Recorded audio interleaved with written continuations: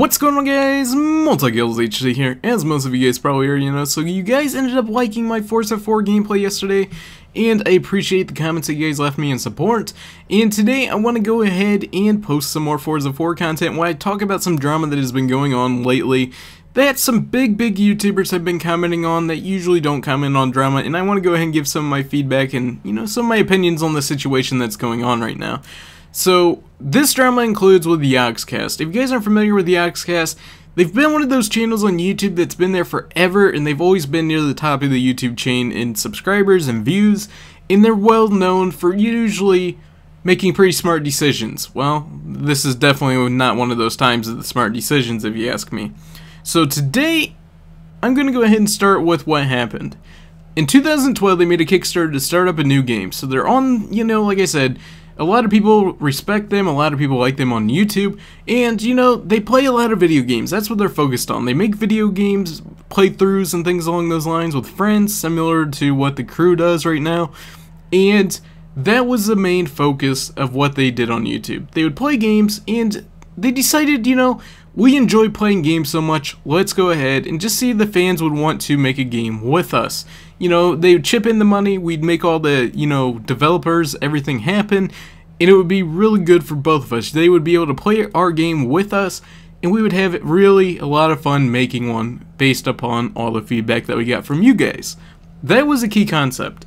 So they ended up starting the Kickstarter, like I said, and they got $415,000 to use. The fans donated almost $500,000 for this Kickstarter to make sure that this game went through and was good. So 2 weeks into the start of this project, they ended up paying a lot of developers $35,000 cash. Kinda not as a yearly salary, but just to get started on the game. Once they would get some more money in donations, they would pay them even more.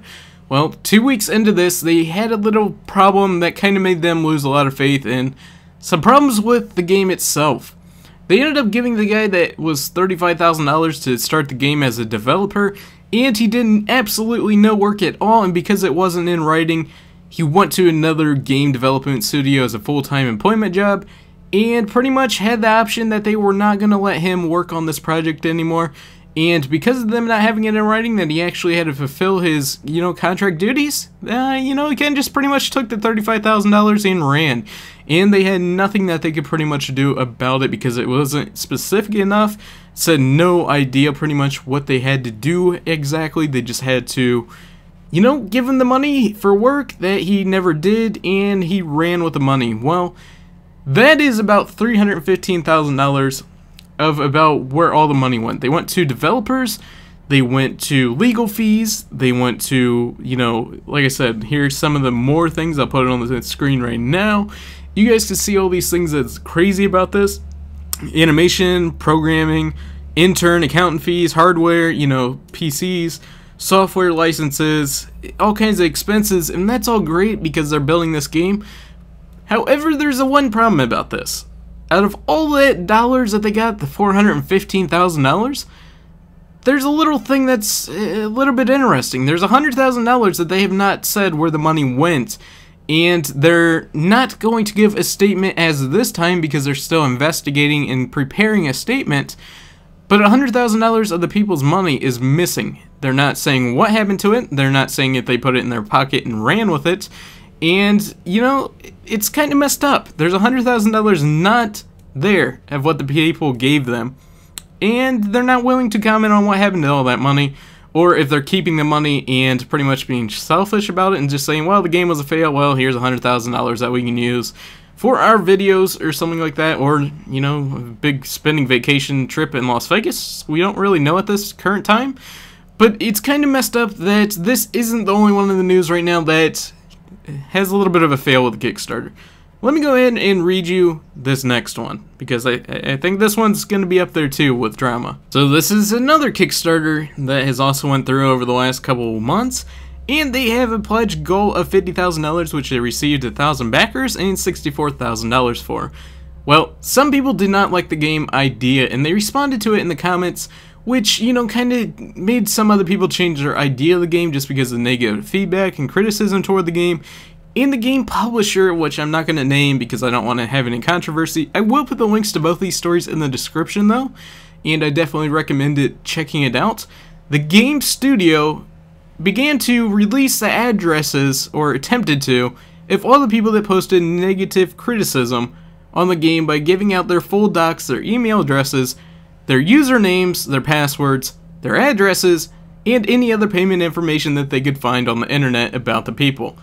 This is absolutely insane. And the worst part about this Kickstarter is they started posting the people that were negative criticisms and all the information they found in the actual Kickstarter. They posted screenshots of the name, their location, and everything about the person inside of the information on the game about the project from the post of the publisher. I don't know what's going on right now, but if you guys are one of the people that take part in a lot of these Kickstarters, unless there's a very good chance that the person is very well trusted, or very well good idea that you enjoy and you want to see make it happen, I don't recommend giving necessarily a ton of money to a lot of these Kickstarters right now, because there obviously is some flaws with Kickstarter. Considering if you say one negative thing about a company, they're going to go ahead and give out your address, or, you know, $100,000 is randomly going to disappear, and, you know, nobody's going to man up enough to say what happened to that money. So, you know, it's kind of disappointing at this point, because, you know, I know a lot of good comes out of Kickstarters. I know a lot of good comes out of a lot of, you know, different projects that come out of it. I know a lot of good games that came out of Kickstarter that I enjoy playing currently, and it's kind of just upsetting and messed up at the same time to see, you know, some good games are going to suffer now because it's things like this that are keep going on non-stop on Kickstarter and other websites like this, you know? Everybody who is a gamer enjoys playing great games.